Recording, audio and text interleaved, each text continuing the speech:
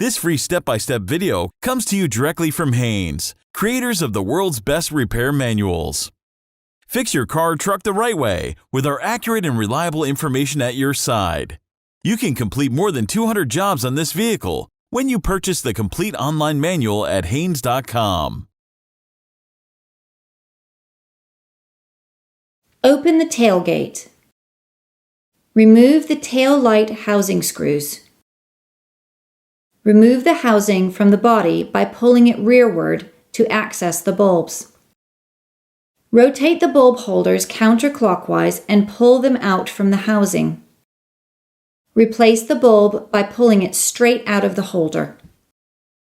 Push the new bulb into the holder, then insert the holder into the housing and rotate it clockwise until secure. Position the housing back onto the body and align the side tabs. Then install the mounting screws. Tighten the screws securely, but avoid cracking the plastic.